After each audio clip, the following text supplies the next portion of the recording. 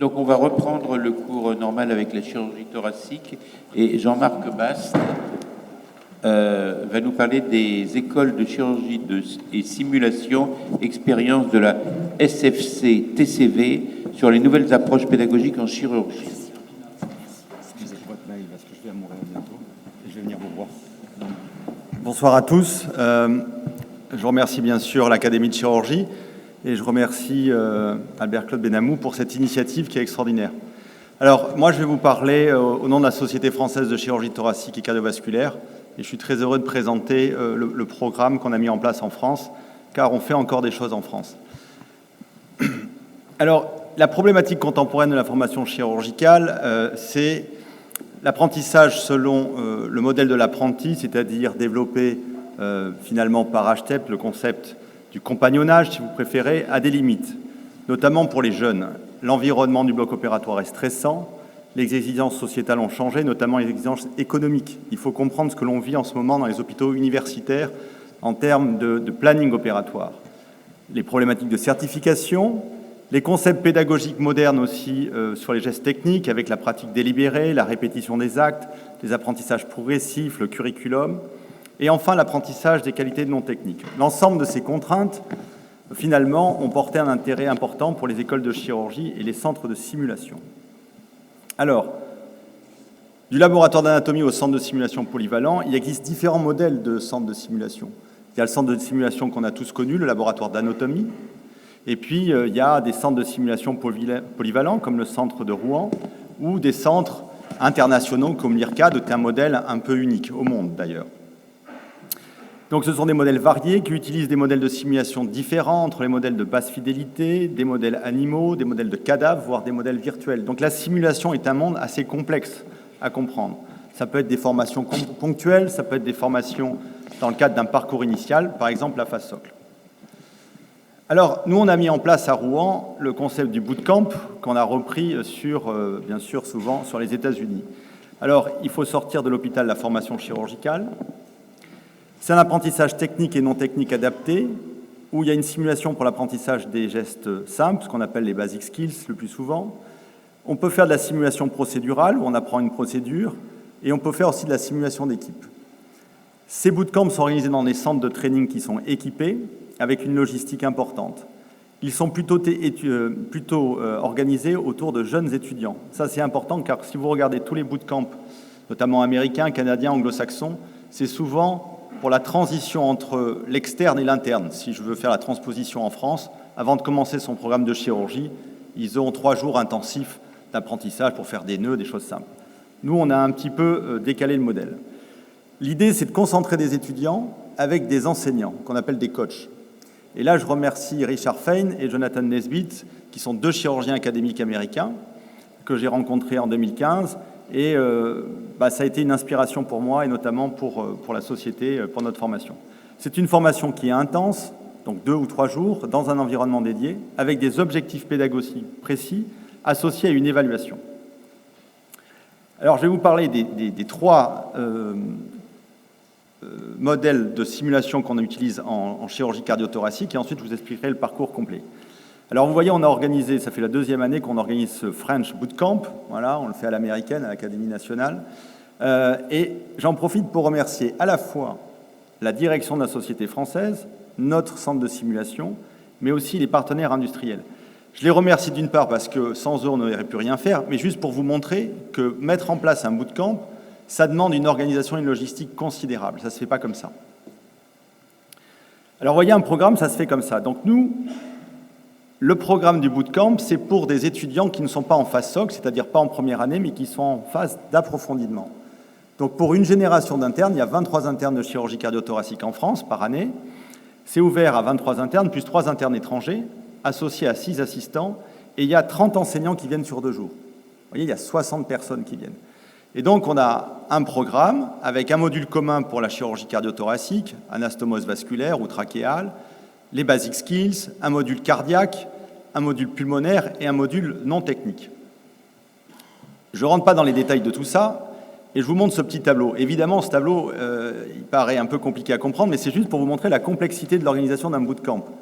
car vous avez des étudiants, il faut grader la formation, il faut qu'ils passent dans tous les ateliers, et on ne passe pas d'emblée au simulateur de robotique, notamment procédural, avant d'avoir fait les basic skills. Donc il y a une espèce d'organisation très compliquée à mettre en place, et là c'est la société, la direction qui s'est occupée de ça, avec un timing très précis. On commence à 7h30 le matin, on finit à 19h. Voilà, on travaille en France, hein, il ne faut pas croire, et il y a un temps de pause pour les enseignants aussi. Voilà, donc c'est compliqué, très intense, donc c'est sur 2 jours, et puis vous voyez, le deuxième jour, le programme, il est un peu différent, parce qu'on travaille beaucoup en France, mais enfin le vendredi à 17h, il faut s'arrêter, donc il faut que les gens puissent prendre leur train, et voilà, donc pour vous montrer la difficulté. Donc maintenant, je vous montre quelques ateliers avec le concept. Donc là, c'est le Basic Skills, donc on a des simulateurs virtuels, donc c'est un modèle virtuel de basse fidélité, où on peut considérer, ou en tout cas de moyenne fidélité, comme vous voulez. Il y a un étudiant et un coach. Donc vous voyez, le coach, il va rester toute la journée avec son étudiant, 1 heure à chaque fois, pour lui expliquer, l'aider, le motiver. Donc vous voyez, là, on a 2 mimiques, donc on a 1 heure avec 2 étudiants et 2 coachs. On passe ensuite à un autre modèle de simulation virtuelle, toujours robotique, mais là, il est procédural, celui-ci, c'est-à-dire qu'on va aider les étudiants à faire une lobectomie supérieure droite sur un modèle virtuel qui est encore un petit peu rustique, si vous voulez, dans l'approche, mais c'est le début de la simulation virtuelle. Donc ça va être, à mon sens, dans les années à venir, ça va se développer, s'améliorer. Encore une fois, vous avez un étudiant et un coach. Là, les 2 coachs que vous voyez, c'est 2 professeurs d'université. Donc vous voyez, il y a une attention toute particulière. Voilà, donc vous voyez, on passe du temps. C'est un moment intense et privilégié pour nos étudiants. On continue cette simulation et vous voyez là on est passé sur un autre modèle, toujours robotique, mais là c'est le modèle cochon avec une lobectomie, donc pareil. Là il y a 2 étudiants pour un cochon avec un coach. Donc en fonction du modèle que vous choisissez, il faut aussi équilibrer la ressource. Hein, d'accord ? Donc là vous voyez pour le modèle cochon, c'est 2 étudiants et non pas un.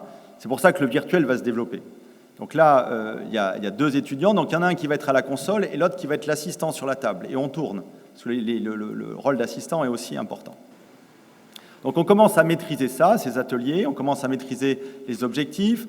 Donc là, ensuite, on passe à un modèle de valve cardiaque. Donc vous voyez, sur la journée, il y a 11 ateliers. Donc les étudiants vont passer sur 11 ateliers techniques différents. Donc le chirurgien thoracique va aussi faire un peu de cardiaque. On ne spécialise pas les gens, on ne les surspécialise pas. On essaie de maintenir une formation polyvalente. Ils passeront aussi sur l'atelier de fibroscopie, savoir connaître les bronches, comment on fait une intubation sélective, qui est essentielle pour la chirurgie thoracique, mais aussi cardiaque avec les nouvelles approches. Et puis vous avez aussi de l'endoscopie virtuelle à côté, hein, pour apprendre à l'endoscopie, c'est important. Vous avez aussi l'atelier suture, avec un modèle là de basse fidélité. Alors là, vous avez une étudiante avec 2 professeurs d'université. Voilà. Le professeur Mercier, voilà, ici, qui apprend à faire une suture trachéale. Et à côté, il y a un autre étudiant qui fait de la microchirurgie avec une suture fine, vasculaire. Un autre atelier, par exemple, c'est la planification. On a parlé de la simulation préopératoire, et la planification opératoire avec les reconstructions 3D, dans notre discipline, elle est importante, parce qu'il faut comprendre que la chirurgie simulée, elle peut être guidée par l'image ou elle peut être assistée par l'image. C'est 2 concepts très différents en fonction de la discipline que vous faites. Alors voilà, donc là, il y a un atelier planification. Encore une fois, vous avez un précepteur avec ses étudiants où il passe 1 heure à lui expliquer ce que c'est qu'une segmentectomie pulmonaire, on fait de l'anatomie. Puis 3 derniers ateliers, si vous voulez, je ne rentre pas dans les détails des ateliers évidemment, mais c'est pour vous montrer la multitude et un peu l'organisation. Ça, c'est un atelier qui me tient à cœur, que j'ai mis en place, c'est l'atelier facteur humain sur la mise en place des checklists, les objectifs de sécurité, de performance dans le monde chirurgical moderne. Alors, comment ça s'organise ? Eh bien, il y a un briefing avec une initiation au facteur humain, ce que c'est que la coopération, la communication, c'est-à-dire en gros être un professionnel de santé. Et là, on avait invité le colonel Walter Riccardi, qui travaille dans l'armée et qui est spécialiste de ces phénomènes, enfin qu'on appelle ça le Crew Resource Management, hein, qui est l'application des facteurs humains dans les systèmes de sécurité. Juste pour vous montrer ce que c'est, donc on a une équipe de 4 internes et ils jouent un jeu de rôle. Donc ils jouent le malade, ils jouent l'interne, ils jouent l'infirmier et ils doivent respecter les objectifs, c'est-à-dire la checklist, champer, et ensuite on regarde un peu comment ils se comportent et puis on fait un petit débriefing ensemble. Ça paraît un peu anodin, mais on apprend énormément de choses. Hein. C'est un peu le savoir-être chirurgical au bloc opératoire. Mais il faut comprendre que le bloc opératoire, il y a des procédures importantes maintenant. Et puis alors après, on fait le débriefing en regardant le film. Et puis on se sert de ce petit scénario très simple de poste de chambre implantable pour aussi faire un scénario de crise, mais qui est quotidien. Hein, la difficulté de piquer la veine, on n'arrive pas à mettre le cathéter, avec le concept de l'appel à un ami quand on a une difficulté. Voilà. Et ça, en chirurgie, c'est important. Le deuxième module, c'est un autre concept de simulation qui se fait à Poitiers, avec un modèle qui là est un modèle de haute fidélité. Donc on passe non plus de 11 ateliers différents, beaucoup plus polyvalents chez des gens jeunes. Là, on passe sur des gens qui sont plus avancés dans leur formation.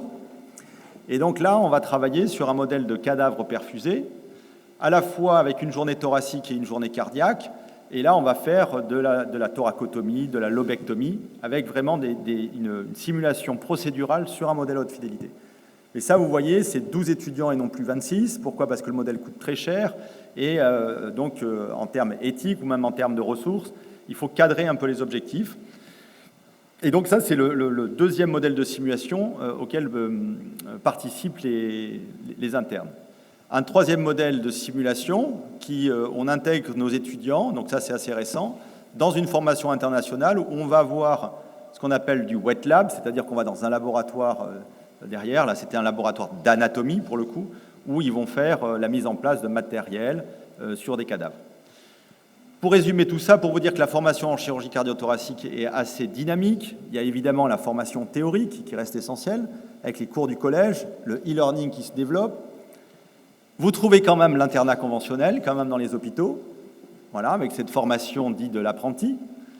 Et puis cette simulation qui s'organise, vous voyez, sur différents centres de simulation, à Rouen, à Poitiers, ou sur d'autres centres européens. On a aussi ce qu'on appelle le VATS et le RATS-Tour, des étudiants qui se déplacent dans des centres experts en chirurgie mini-invasive, et notamment en robotique, ou la Aortic Tour. Donc vous voyez, la formation en chirurgie cardio-thoracique, par la simulation, elle est vivante, mais elle s'intègre dans un système beaucoup plus complexe. Je voudrais quand même terminer, juste pour vous dire que la simulation, c'est bien, mais il y a quand même des limites, notamment les ressources humaines. Donc sortir la formation des hôpitaux, ça a un sens, mais ça demande des ressources importantes. Il faut des plateformes dédiées, il faut professionnaliser la formation par la simulation avec des personnels supports, donc une logistique, une organisation considérable, c'est ce que je vous ai montré, un investissement, donc c'est un nouveau modèle économique, j'ai fini, 30 secondes, par des partenariats industriels, vous savez que les partenaires industriels sont sortis de la formation des internes pour des raisons de conflit d'intérêts, et là il faut rediscuter de ça, et le rendement pédagogique est à démontrer. Et je termine cette présentation pour vous dire que tout est question de modèle, de structure, de technologie, de culture et d'argent, mais aussi de passion et de temps. Je vous remercie pour votre attention. Merci beaucoup, Pierre. Merci, Monsieur Dumas. Pas de questions, je vous remercie. Une question, si, je vais vous poser une question parce que j'ai l'impression que vous nous présentez un monde idéal et parfait. Et donc moi, je suis ophtalmologiste et il y a de nombreuses années, lorsque j'avais quelques responsabilités collectives au 15-20, j'avais obtenu de l'administration l'achat d'un simulateur, ce qui était assez innovant à l'époque, et on s'est rendu compte rapidement des difficultés pour trouver l'encadrement au simulateur, parce qu'au début c'était formidable et ça amusait tout le monde, mais après comment dirais-je, le passage des premiers internes, puis le deuxième, puis les troisièmes, et bien finalement les seniors ne se pressaient pas au portillon pour l'encadrement. Alors est-ce que vous agissez par la coercition, par la séduction, Non, mais vous avez entièrement raison. C'est ça le problème, c'est que, évidemment, vous allez aller faire des basic skills sur un simulateur quand vous êtes professeur d'université, ça va une fois, il faut être honnête. C'est ce que j'allais vous dire. Même deux fois. Mais ce qui est évident, c'est qu'on doit le professionnaliser, on doit l'organiser. Vous voyez, sur les congrès, quand on avait des petits simulateurs, les gens venaient jouer, mais c'était pas... Voilà. Donc là, en fait, le bootcamp, le fait de se regrouper, il y a une certaine intensité, notamment entre les enseignants, entre les étudiants, et il y a, là, pour le coup, les gens viennent, vous voyez, parce qu'on concentre ça sur 2 jours, c'est varié, c'est multiple, les enseignants se déplacent sur les... Voilà. Okay. Il faut qu'il y ait quand même une organisation importante. Voilà. C'est ça, d'accord. Je vous remercie. Tu as employé le mot, merci beaucoup. Le mot dangereux, il venait jouer. Il devait se former en travaillant et en étant évalué, en étant obligé de l'être, et non pas aléatoirement. La simulation de demain, ce sera une simulation organisationnelle de principe. Tout à fait. Merci beaucoup en tout cas.